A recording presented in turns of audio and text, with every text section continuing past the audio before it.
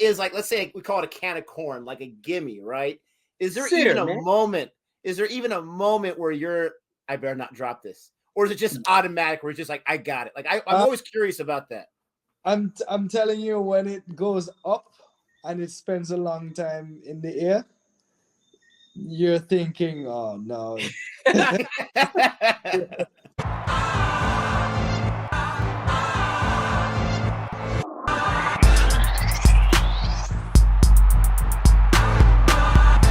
All right, welcome back to Cricket for Americans. Nick here.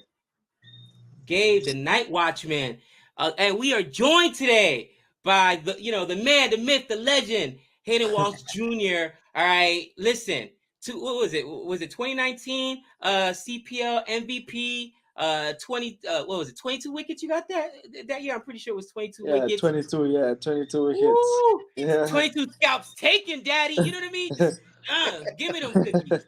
And our first interview, we're super excited to have him joining us here today. We're gonna ask him some questions, probably some out of bounds questions or whatever. Aaron was supposed to be with us, but unfortunately he wasn't able to join us before. But we still got you in the back of our mind, brother. But Hayden, just like I told Aaron, if I still say anything that's out of bounds, you've played in USA, and that's the first thing I want to talk to you about. Like, your journey, man, is so interesting. But easily, you know how you got to tell Americans sometimes, yo, calm down, that's out of bounds. Tell me, yo, calm down, that's out of bounds. But I'm from the Caribbean myself. I'm from Dominican Republic. I got family in Puerto Rico. Right. And your journey to cricket's a little bit different from some of the other players on the West Indies because you come from a cricketing family, right? Your dad played first class cricket. Dad and uncle. Exactly. And then at first I was like, wait, is he related to Courtney Walsh or whatever? When we first saw your 5-wicket haul, because Courtney Walsh was known for some 5-wicket hauls for the West Indies, but different islands, right? So not necessarily related, but you do come from a cricketing family. But you didn't break through, or you didn't start to make your debut with West Indies. You made your debut with USA Cricket, and you were there holding it down with Aaron Jones for a minute. Ended up, deciding to turn down a contract because they wanted you to stay to go to West Indies. Just talk to us about that, how you made that decision and your journey to becoming now Hayden Walsh Jr., you know what I'm saying, a.k.a. Superman out there, taking those scalps and making the catches. Trust me, looking back at it, it was a very interesting journey. I just remembered one day, I was playing for Barbados regional cricket, and I was just like, what? I don't really see myself, on the bench a lot in the next 5 years. I really got to do something right now. And, the US option came up, and I was like, you know what? Just to play a little extra cricket, I'm gonna go play for the US. I don't know what may happen. I don't know if I'm gonna get 22 wickets in the CPL. I don't know if I'm gonna make the West Indies team after that, but I'm just gonna go play some cricket. And I went. My first tour in Oman, when it came off pretty well.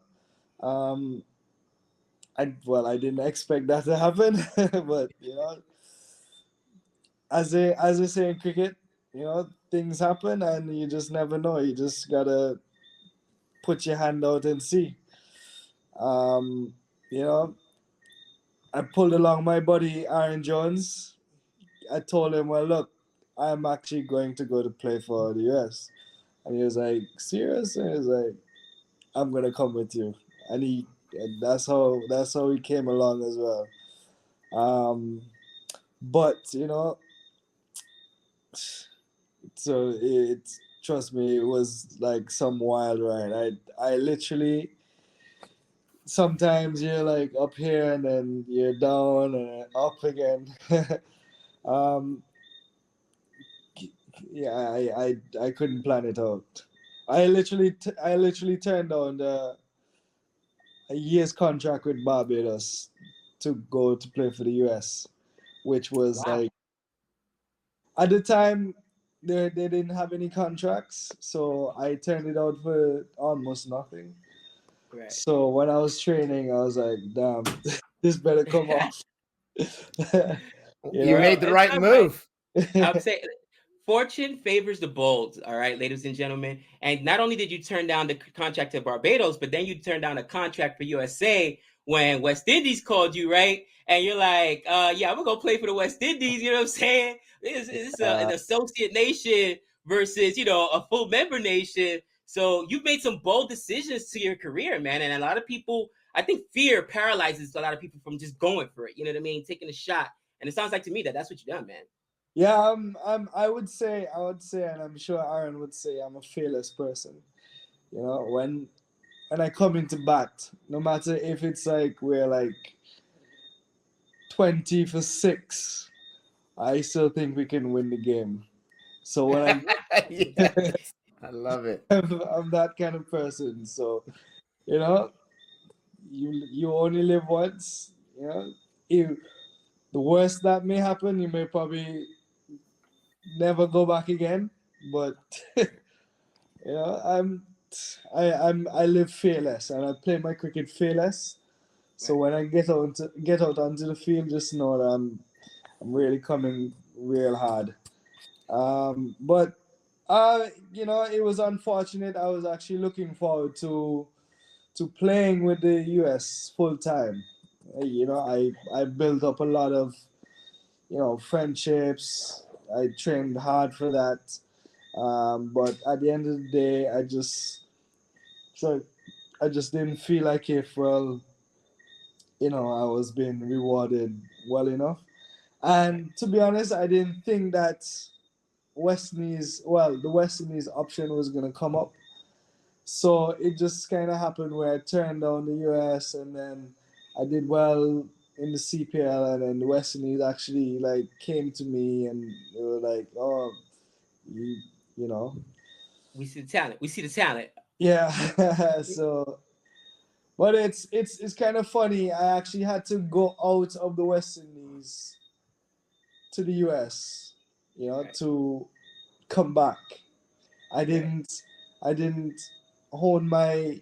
I wouldn't say I didn't hone it, but like, you know, I had to go outside of the West Indies to play for the US to actually, you know, improve my game. So I really am grateful that for that US stint. It really brought my cricket from, you know, at ground zero, but you know, it brought my cricket up to the level that, you know, was needed to take 22 wickets. So I'm really grateful for the guys at the US cricket, and you know, anything, you know, I really want to go back and play some club cricket, or you know, there's major league, minor league, Major League Cricket. Yeah, absolutely. and you know, have a go in that.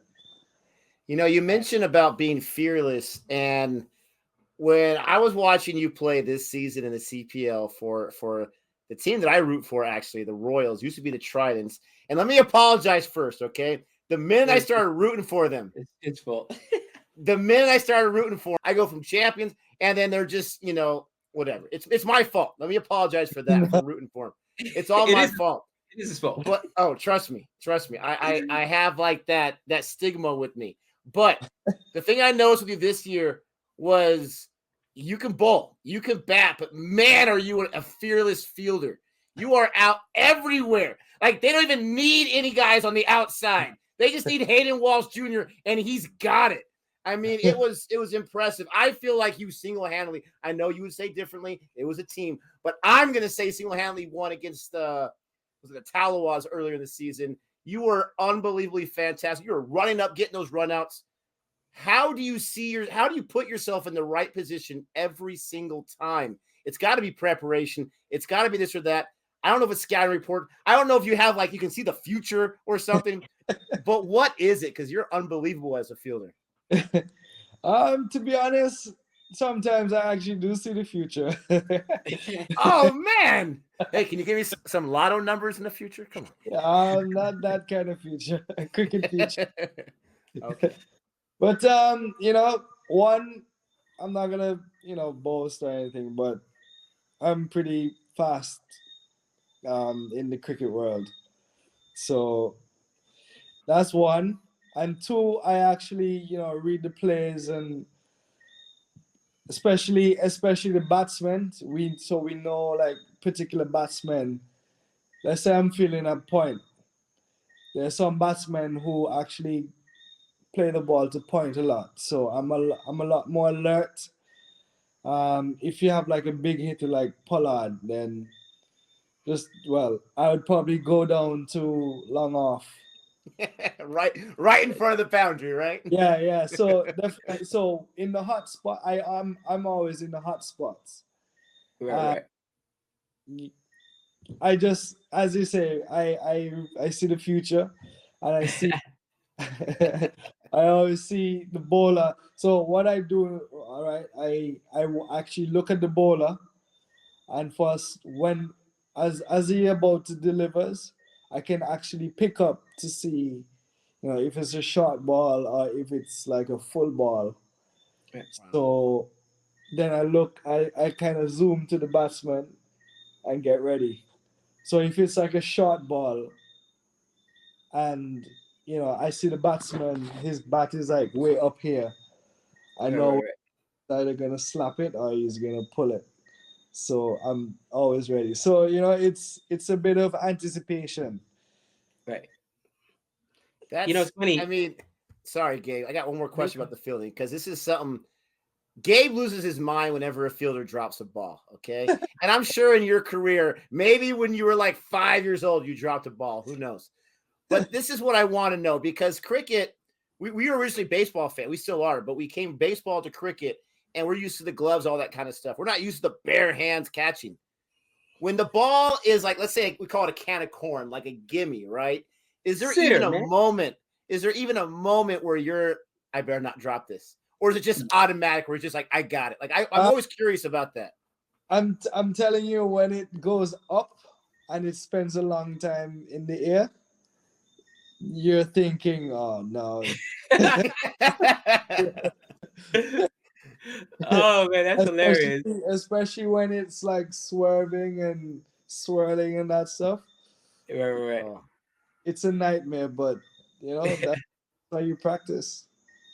Yeah, I mean, me personally, man, I hate. It drives me crazy if you drop a sitter. All right, if you're diving, if you're making a Hayden Walsh Jr. play, you know what I mean. I was gonna say earlier, you said you one of the fastest. I think the only other fielder in the West Indies I think is as fast as you is Nicholas Perron. You guys, I mean, you two cover some ground. Fabian Allen. Yes, Fabian Allen. There you go. He can run too, but like. Even the way you guys break, it's almost like you break on the ball like you would in baseball or even in football, where you're reading it, boom, you break, you got the angle, you in there. Those plays, but if it's a sitter, you're like, come on, you gotta catch a sitter, cousin. You know what I mean? That drives me crazy. But we're like I don't know. We don't act like it on the field, but off the field, you gotta let it have it. Like, dude, it's right in the lap. Oh man, let me ask you a question. These might be one of those games. Yeah, all right. Let me ask you a question. Nick loves the fielding. I mean, I do as well. Love me some all-rounding talent, but I love bowling. And just like in baseball, I think it dominates the game. All right. And for me, you're more known for your bowling, specifically in the CPL.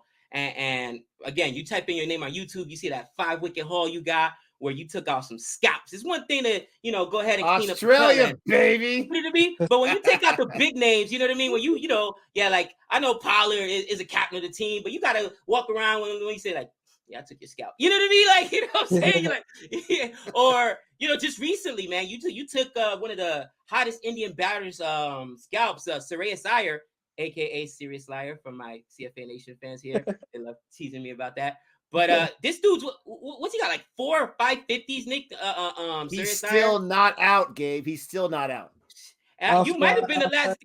Yes. I was gonna say, you're the last dude to take a scalp. You know what I mean? You're like, which one is like? Are you getting phone calls? Are you getting phone calls from everyone? Right? Is Sri Lanka saying, "Hayden, help us out? How do I take this week?" I'm just kidding. I mean, listen, the IPL better be on the horn, like, yo, you know what I'm saying? You busy? Can we do you? Because you know what I'm saying? Like, which is the one though? There's got to be one. Maybe it was your very first wicket, but what wicket is the one where on a rainy day, on a cloudy day, you're lonely, in your old age, you're going to be replaying that. You'll have it on review on your phone. You meet somebody in the supermarket, you're in the checkout scalp. Yeah, I took his Wicket. And you just show right there. Which is that Wicket for you, man? Like, I took that scalp. I took that batter scalp. I'm not sure, let's see.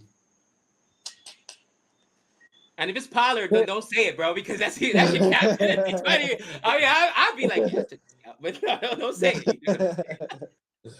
it. I think it may probably be Shiraz because I've actually got him out like 3 times before, and he's like a big guy. I mean, well, in terms of like stature, he's right. As you've seen, he's making runs. He's always in the test team. Right. Always in the team. So he would probably be a big scalp, I would say. Like he's a proper batsman. Yeah, he could bat. He could rate. Yeah, Rishabh Pant. That's it's got to be fun to take his wicket. I mean, it's got to be fun because he's making so much noise when he's a wicket keeper. It's got to be fun to take his wicket. Yeah, for sure. But like, it wasn't a spectacular one, but before he was giving me the hammer, so to get him after that, I was like, yes, come on, send him off. Now, Gabe's trying to get you to trash talk, and obviously you're a professional. We're the goofballs. You're not. You are a professional, but. Gabe, he also likes Australia, and they're known for sledging. Have you ever been caught? Have you ever found yourself participate in some sledging? I actually got a little bit of sledging from Mitchell Stark once, right? Of course, Australia. So I was batting for the West Indies, and we were losing, but I like to hang around. I like to, as I said, if we're 20 for 5. I still think we can win. So I was giving it a go, giving him some tap here and there, not much. But so he was like, "Oh, are you ready to get your arm broken?" I was like, "No, why do you want to do that?" He's like, "No." Yeah, but then after, I think there was we lost the game, but afterwards they were like, "Oh yeah, good game." They were happy, whatever. But it's just to get in your mental and get you to do something stupid. But I'm not really into sledging. Most of the times in professional games, I don't think we have much time because we're always moving. Like you've seen this new time clock that they have on T20 cricket, right? You don't, and I'm always in the hot spot. So sometimes I'm like from mid wicket to deep mid, yeah, So in club games, I'd give it a go. I'd be like, oh, if a guy is like just hanging around a little bit, I'll be like, oh, this guy is ready for Test cricket.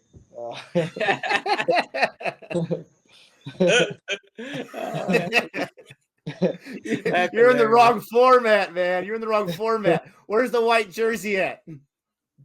Yeah, actually, I'm actually going to go practice with the Windies guys tomorrow. But I would love to give it a go. I actually really like that format. You get to like settle down and work. It's like a chess game. Yeah, right. Move that here, you move that there, and then bam, you move in, you get that wicket. Yeah, no, for sure. It's both of our favorite format test. We absolutely love it. It was the first match we saw. We were streaming it actually. We saw here live. It was West Indies versus England a few summers back, and it's like I love telling people about it. 5 days, 6 hours a day for one match, and it may not even end in a result. It's fantastic. Shannon Gabriel got a 5-wicket haul. You know what I'm saying? And it was exciting, bro. I was losing my mind. And then the rest of the tour didn't work out. You know, I added some people on my Sinister Six list after that tour. You know what I mean? Both West Indies players and England players, just to be fair. But you mentioned something earlier in passing, and we have a difference. You said, you know, getting hammered. I think you called it a little bit. Here in CFA Nation, we call it getting hootie. All right. So I could not find a game where you got hootie. All right. And I looked, cousin. And for us getting hootie, getting hootie. That is it means you give up a lot of runs. Get the 50 runs in T20. Getting pumped. All right. Yeah. It's joining Dinda Academy, as our friends in India would say. And I don't think you have not. His average is it's crazy because your average has actually been better in international cricket, T20 and in ODI than it was in first class cricket and list cricket. But I'm assuming it's because, you know, you were a younger player back then. Now you were more honed in your craft and your game, but your average has gone from like 30s to like 20s. I'm like, oh man, my man is raking at 5 for 19. But to be honest, you had those good days. You know, you had that. I took Sirius's, you know, a scalp. I took Pant scalp. But you had to have that bad day. Or have you never been hootied? You've never been hootied. Yeah, I have. In Pakistan, I got smashed. Okay. But to my defense, I was playing that game under the influence of COVID. Oh man, because that tour actually got cancelled because a couple of our guys got COVID. Right. And I was actually experiencing symptoms at the time. I'm not saying this is why, but right. No, it's I'm recovering right now, man. Yeah, like, you know, but I got hammered, hootied, and as you would say. yes, he said hootied. I love it. You got hootied. We're gonna use that as a soundbite from now on all our videos. Hayden saying hootied. I love it. Yeah, hootied, man. Listen, it's a pride thing, right? You could go out there and give up 30. You could give up 40. You could give up 45. You can give up 49. But once you give up 50, bro, that's it. You got hootied. You know what I mean? And you ain't take a wicket. Oh man, you joined in the academy. That can't happen. I think I went for like 30 or 40, but it was like 30 or 40 in like 3 overs. Bro, guys do that for. Listen, guys do that for lunch, bro. They do that on the regular. I'm just saying. What? Am I lying? Harshal Patel got the bag, bro. And this actually brings me to my next question, Hayden, and I want you to be as honest as you can. So, like I was telling you before we recorded, we just got into it a few years ago. We do it for entertainment. We like to have fun. We don't know these players besides yourself. Thank you so very much. As a cricketer, as a professional athlete, I don't even think you have time to check out YouTube and people what they're saying on this or that. But how do you feel about a couple of knuckleheads like us, you know, going off or ranting or getting so frustrated about players and performances? How does a professional cricketer feel about that? Or do you not even pay attention to it? You know, I mean, sometimes it gives me a little boost. You know, when a guy is like, he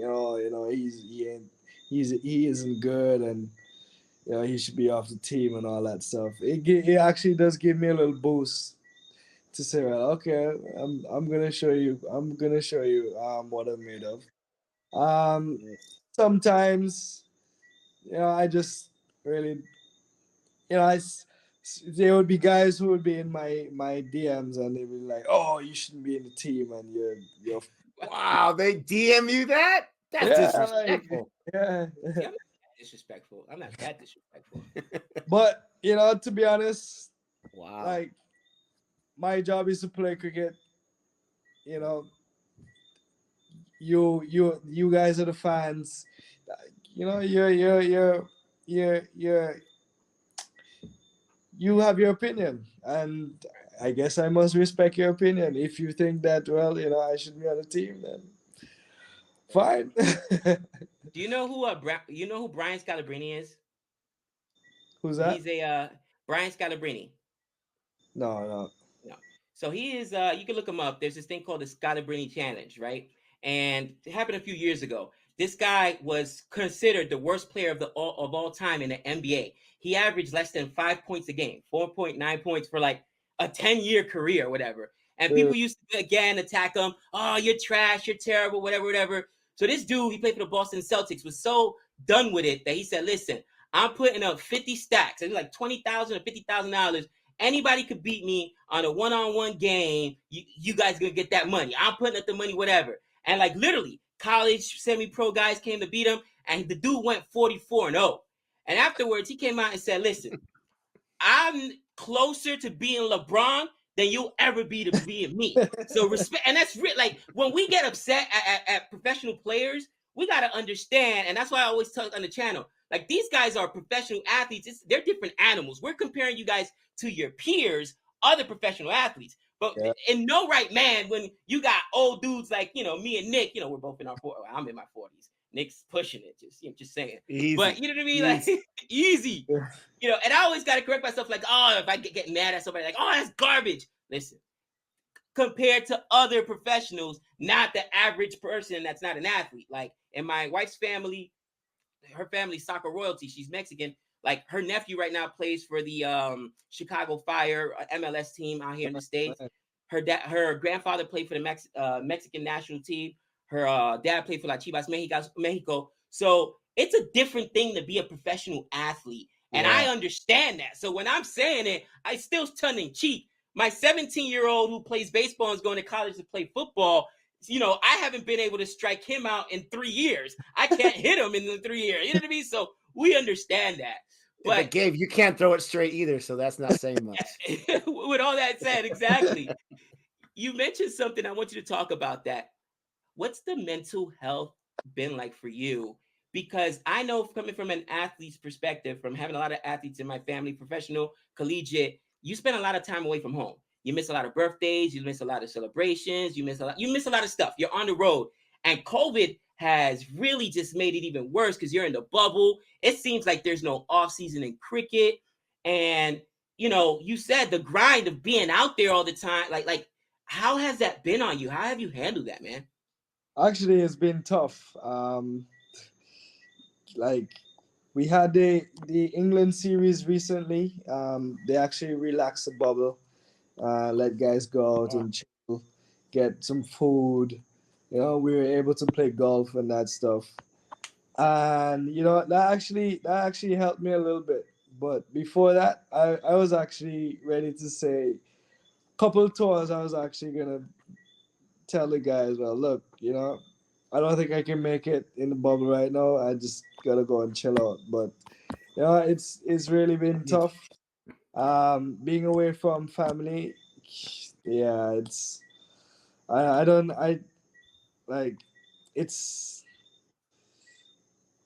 you can't really substitute for that. You really need that time with your your family, So when I do get time, I make sure I go and check in and make sure that everything is in order. When I go home, I really try and spend quality time. It actually makes you, appreciate time with your family a little bit more. So, I actually try to, get some a sports psychologist to speak to help me out and on tours and that stuff. But recently, it's definitely been tough. Even like the coaches and that stuff, they've found it like really difficult. So we actually just chill out with one another and try to help one another through. So I would say that having the team that the Windies team that I am in, we actually do we're a good family, and that actually helps you go through tough tours sometimes. But yeah, it's tough. Well, I mean, thanks for being so honest about that and sharing that, because that's something that, we think about. And I think everyone in their jobs right now, they're feeling it to a certain degree. But like Gabe said, I mean, you're traveling everywhere. I got a few like fun questions. You want to get some quick fun questions here? I'm not sure if Gabe has any more of like the drill hot seat type questions. I got some more fun questions in a second. Gabe, you got any more good stuff for Mr. Walsh? One thing that I definitely, you mentioned kind of earlier in passing, you said something to the effect of, test cricket, right? And although that is what Nick and I first into cricket, we do realize, especially here in America, you have a different perspective because you've lived here in the States, you've played here in the States. The American audience, our attention span is way too short for 8 hours. ODI is roughing up, but at least it's 1 day. But when we're talking about 5 days, to get through a match, sometimes 4 days, whatever. And I think the one match me and Nick, that this was during the lockdown, it ended up being 38 hours or something like that. That's just not going to happen, especially because of television money, contracts, or whatever. So, you hear the rumors of T20 getting into the Olympics, and you see that USA Cricket's really pushing that format. We got the IPL getting ready to start their own league out here. Like, for you, I think that some of the younger generations and some of the newer players understand that the shorter format of the game, it's where the future of the game is at. So they're really focusing their skills on that. Where obviously, some of the and you can see it, England too, right? Their red ball team has really struggled, but they just won the ODI championship, right? The white ball championship. A lot of those guys are also playing in the IPL. Do you think that there's a mentality amongst players understanding, like, look, this is going to be the future of the game, so I'm going to focus on this part of the game? And I think the follow-up question to that is, one of the areas I feel like the West Indies definitely needs to improve. All their best players are all-rounders, like yourself. You know what I mean? See, we were talking to our fans the other day. Who's the best West Indies? Like, we were in there with India. 2 of those games, man. One of the games came down to what? 17 runs, 7 runs. We in there. But we can't give up 74 runs in the death. Like, who's our guy? Who's our death bowler? And like, the best death bowler, honestly, is Jason Holder, who's an all-rounder, or Andre Russell, who right now is not on the team. Like, is it the idea of knowing that all-rounding is a skill that's going to get you on that international stage and in those T20 leagues a lot quicker, and it's a more sought after skill? And do you think that's why more players from the West Indies aren't predominantly focusing on just being a death bowler or being, even an opening bowler, right, in the power play? Yeah, there's definitely guys who actually just, really focus on T20 cricket. But I still think that, you do need to have that base, and that base is Test cricket or first class cricket. Because, you actually learn the game. And in T20 cricket, it's just a shortened format of Test cricket, like, literally. You need to, rotate the strike and probably get a few extra sixes. To be honest, like, you don't see sixes well, on a good day, you'd see like a 6 almost every over.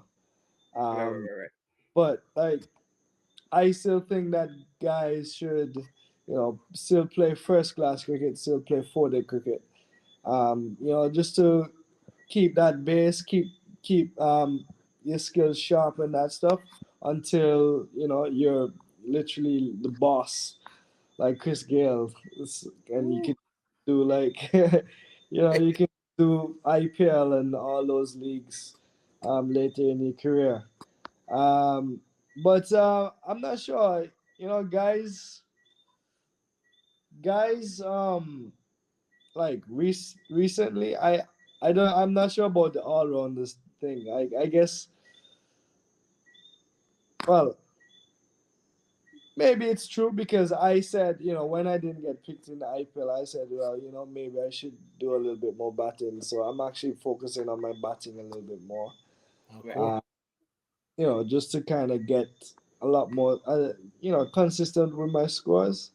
So, guys are, IPL is where the money's at. Right. And that's what I'm saying. Listen, CFA Nation, we got to get on the bump, man. Yeah. Y'all need to go out there and make some noise for my boy Renil, because honestly, some of the other dudes that got picked, me and Nick was like, that's a Travis. What? Hi. What? Walsh Jr.? Come on, man. Stop it. Some of them dudes that got picked, we were like, that's questionable. There's a dude that got picked. that got $2 million. What was it? $2 million or $1 million last year, Nick, and all he did was drop a ball. I'm not trying to. That was your CSK right there, man. What was it, Gotham? That's what he did. Yeah. I call it out. Bro got $1 million to drop a ball. That's all he did. And come on, man. Harsh. Yeah. I'm just saying. Yo, give my man some love. CFA Nation need to get on there for real. Make it happen. Make it happen. I'm gonna get on the phone with Donnie. Like, yo, make it yeah, like he takes your calls. You know, there is one question, Hayden, I have that I gotta ask, because this is just me and being novice to the sport, following it. When it comes to the selection committee and they choose who's going to go on a tour, would you say that a captain has a lot of say in that selection? 25%, 75%, 50%? Or does it depend, in your opinion, on the captain by captain basis? How much say does that captain have on who gets selected is basically my question.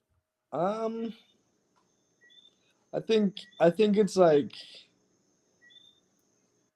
so they do like a vote. So let's say three of us on the selection panel. I'm the captain. You're the selector, and Gabe's the coach. Then we'd say, let's say we want to pick, I don't know, Pollard. So I say, oh yes, I want Pollard, and then the two of you say, oh, we don't want Pollard. Then my say, well, you know, it probably won't go.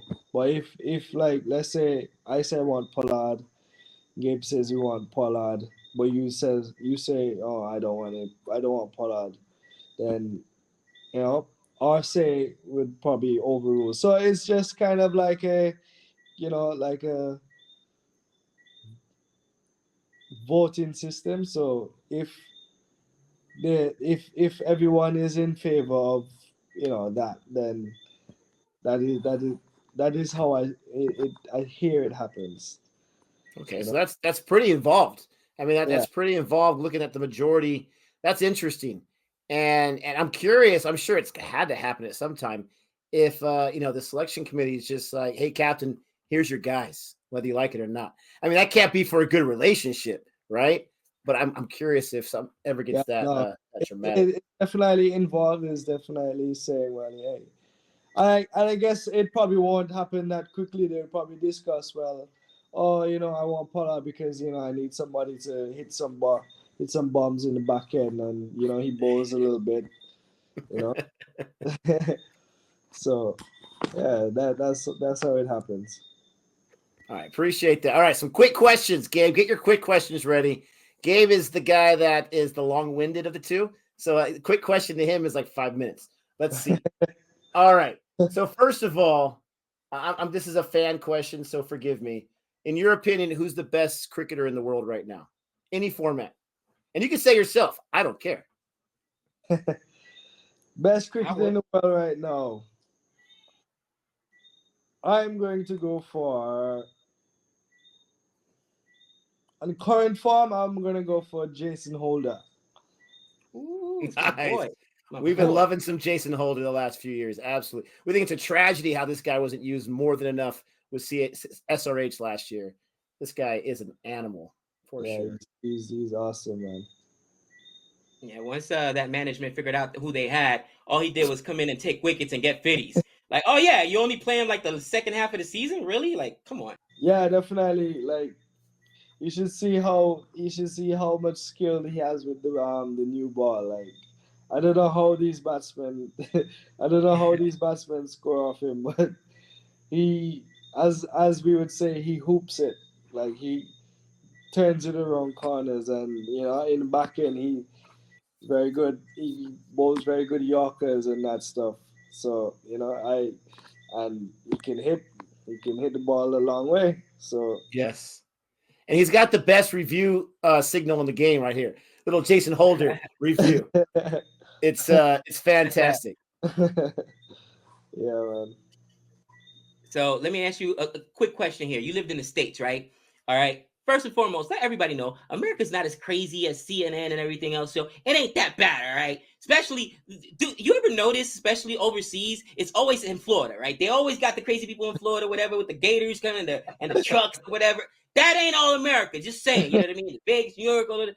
But what was one thing that you do miss from your time being over here, other than playing with your boy Aaron Jones, who you brought over here? But whether it was food, the nightlife, you know, whatever. What was one thing that I really enjoyed about that in my time playing here in the USA? Yeah, I miss the guys. Like me and the guy, we were very good friends, and we were a good family. So, you know, I can remember so many times we've been out, and like you're like kids in high school. You go out and just chill out, and you know, cause trouble here and there. Like that was just. So I actually just miss the actual guys itself. And I hopefully I can meet up with them again, and we can do things for old time's sake. Yeah, no doubt, no doubt. Yeah, the relationships is what it's it's what it's all about. Gabe and myself, we met each other. We're both teachers. We met each other at work, and have been bugging each other ever since. So it's all about who you work with for sure. Yeah, man, for sure. I want to know, what is, outside of cricket, what is your favorite sport and team to follow? Right now, man, I'm really on golf right now. I actually picked it up because we were allowed to play golf. That's like the only thing we were allowed to play, like in the bubble. So Right. I'm really on my golf right now. So I'm not sure if, well, everybody loves Tiger. Like Right. You know what I'm saying? Tagaú. he's the guy to like. So but otherwise, I used to play a little rugby in school. I used to play a little hockey, field hockey, that is. Yeah. Um, I I really liked Arsenal when Thierry Henry was playing, but since he left, Arsenal has just gone.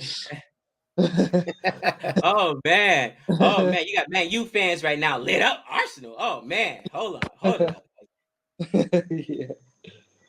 Well, dude. Let me ask you. they're still in my heart, though. They're still in my heart. You're still in your heart. All right. Nicknames. All right. Right now, Nick and I have come up with our own CFA nickname for you. Yeah, we shall call you the law firm, because the law firm. All right. Your name first. The law firm, Hayden Walsh Jr. Okay, it sounds like here in America they always got like those long law firm names. The prestigious ones always got like 2-3 names or whatever. Right. So Hayden Jr. Plus, lawyers do exactly what you do to batsmen. They rob them in the field. So you out robbing them. Honestly, bro, listen. You know any lawyers other than the ones you paying? Exactly. Nobody wants to admit they're a lawyer. Mothers be like, "What does your son do for a living?" Oh, he's in sanitation. You know what I mean? Lawyers have very few friends because they're always robbing people, and that's what you do. Every time we watch you, either scalping people, taking their wickets, or in the field, you robbing them on amazing catches, man. So we're gonna call you the law firm, bro, because you out there just robbing them. Actually, Ashley Nurse, Ashley Nurse, right, from the Royals. Yeah. Calls me the ball police. Yes. Dude, I'm telling you, you're everywhere. You could probably like be there. The Pacers like starting his run up. You could probably run to the bathroom, come back before the ball's even hit, for crying out loud, and still make the catch. That's like some road runner stuff. The best one I saw was the one where and they're like, "Oh, that's a big one. It's a 6." You guys, go check it out on YouTube, man. I'm gonna probably link it on the bottom here. And then also, that's just like, wait, did he catch it? He threw it back in or whatever, because they all thought it was gone, bro. And we're like, oh wow, that's disgusting, man. So I know that batsman just had to be like, seriously, it was Bravo. Bravo was like, boy, what are you doing? Oh man, that's funny. Like, the you champion, can't give me the a champion. 6? Come on. All right. Do you have any superstitions or routines before a game? Any kind of food you have to have? Any kind of movements you got to do? Not necessarily a superstitious guy, but I like to have my routines in place. I actually, when I'm playing, I actually probably bowl like 60 balls before I actually play the game. So when we warm up, I'll probably start as soon as we get there. I'll probably bowl like, let's say 36, and then the rest I'll bowl when just before the game gets going. So I like to spend a lot of time bowling. um Food wise, like day of the game, I actually go vegan. So I only eat like plant-based stuff, mainly because I want to be light, so that I can do those Superman dives and Yeah, Daddy. so that's most of what I do. Dude, we may have to call him Air Walsh. Just saying. I just saw a man fly. Well, I gotta ask, because my homegirl Renee is one of the friends of the channel, and now we hope we can call you friend of the channel. You know what I'm saying? Hayden Walsh Jr., aka the Ball Police, aka the law firm. But my last question is: we noticed on the IMDb, not IMDb, what do you call it? On Wikipedia, wherever, I don't see a Mrs. Hayden Walsh Jr. So you know what I mean. My girl Renee, she's in Barbados. You know what I mean. We got a lot of people. I'm just saying, bro. How am I gonna ask? Can she slide in the DM, say, hey, how you doing? You know what I mean? Or is it, just the private lights on the down low? Let us know, because, if not, we'll send the ladies your way. You know what I'm saying? Because, we got a lot of female fans. But I'm just saying. We'll talk about that after. I'm going to say, this guy's never coming back. Now, I got it. This is going to be probably my second to last question. Real quick, we'll get you out of here. We love movies. Gabe and I, we're big movie nerds. We talk about movies all the time. For me, I'm wearing the Italian Stallion shirt. I'm a huge Rocky fan. Got a lot of movies I love. Do you like movies? And if you do, what's your favorite? Or one of your favorites? I don't really watch a lot of movies, but I love this classic Forrest Gump. That's like my Yes. Like if that's on, I'm watching it. Like no matter what, I could watch that like 24/7. Forrest Gump. That's me. That is classic. Love top it. 10. I think they made the top 10 list when we did our top 10 films of all time. Forrest Gump is up there, right? Really? Pretty sure. Oh yeah. It's close. I mean, Tom Hanks is fantastic in that. You got Lieutenant Dan. You got, I love the thing where he's like, Gump is my favorite character. He's like, we invested in a fruit company. I don't know. Supposedly we don't have to worry about money anymore. One less thing. It's hilarious. Yeah, I mean, I don't know, but yeah, Bubba Gump, shrimp. Was it shrimp boat? Yeah. Yep. Yeah. Cool. Well, my last question is, man, when you coming to Vegas, let us know when you coming to Vegas. Hit us up on Twitter. I'm on Twitter. Nick's on Instagram or whatever. Let us know ahead of time so we can take you out. Have you been to Vegas before? I'm guessing it's stupid of me to ask. You play cricket out there? You know what? And we were just talking to a couple people, because we didn't even realize for a long time that they had domestic cricket here and minor league cricket. Now, we don't actually have a minor league cricket team here. The closest one is in, I want to say, Arizona, or actually in California, right? San Diego. I think he might be asking if we play, if me and you play. Oh, we play. They've been asking us to play forever. I play baseball. I grew up in the Dominican Republic, so we play baseball. And last year, because of COVID, we couldn't get enough people together. If we had our playing 11, we would be way down at the bottom. We would actually be like on the bench reserves or whatnot. But Douglas? if you end up coming to Vegas, outside of taking you out to the casino, showing you a good time, whatever, there's some nets, batting cages or whatever. Nick got a baseball bat. I'll let you make it look silly. That would be cool, man. I'd like to do. Well, I've never played baseball. I'll swing a baseball bat. So, you guys, we can do a trade off. You teach me baseball. I teach you cricket. Oh yeah, for sure. It's That's for sure. That's a guarantee right there. All right. Well, we really appreciate your time. We appreciate you joining us, being the maiden interview for us as far as cricket players go. And I would be remiss if I didn't mention USA Cricket whatsoever. We went down to Florida. We saw them beat Ireland in that first T20 match. It was historic for us. It was historic for the US. And it seems like the U.S. cricket is building some momentum, and they're going to be hosting 2024. Do you think are you as excited about USA cricket as we are as far as their future goes and what they're doing? Yeah, for sure, definitely. I actually saw the vision. That's why I came out to to play with you guys, because I saw like the potential and how far it could go. So it's still in the groundwork right now, but once they keep going, keep investing in the right places, then trust me, like you guys might probably even beat West Indies, to be honest. That's a long time away. That's a long time away. But with that being said, we got athletes here. You've been here, man. We got athletes, bro. And I think that once they start taking it more seriously, and you have a lot more infrastructure, to your point, where you can get people to play, for sure, they're gonna build a good program. But you were a groundbreaker, man. You're a groundbreaker for us. You're always gonna be up there synonymous with USA cricket. You know what I'm saying? Nice, man. You guys should take them up there. Oh, absolutely. Yeah, absolutely. We're gonna do our best to help promote it, help increase it. I mean, we were there and there was like 100 fans, right? We got to do better than that as far as fans go, as far as promoting it.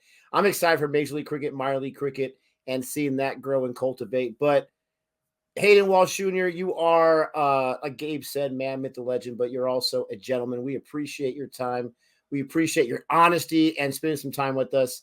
And, if there's anything you need, which I'm not sure we can provide for you, if you need like a rant, if you need someone yelling at someone else, hit us up. We'll see what we can do for you. But thank you so much for joining us. Thank you guys for having me. I had so much fun. Hopefully I can get that ticket out to Vegas and I'll hit you guys up. Yeah, for sure, man. Whenever you're in town, just hit us up. Give me at least a 48-hour notice. Because unfortunately, this is plastic because I lose all my wedding rings. But ladies, the Gabester is off the market. So I got to ask for permission. I just can't. I know, right? the ladies are worried. Millions of women around the world just like, oh no, he's off the market. But I gotta ask for permission. All right, I'm happily married and divorces cost too much, so I can't just go on the spur of the moment. But if you call me on a Friday and say y'all be there on Sunday, I got you covered. All right. Sounds good, man. Sounds good. Awesome. All right. Well, thank you so much, everyone. Don't forget to like and subscribe. Don't forget to support our man, Hayden Walsh Jr. And, good luck practicing with the test squad. They got a big series coming up starting on March 8th. And who knows? One of these days, pretty soon, we'll see you with, some red ball cricket and all that kind of stuff. Thank you so much. And until next time. That's 6 runs.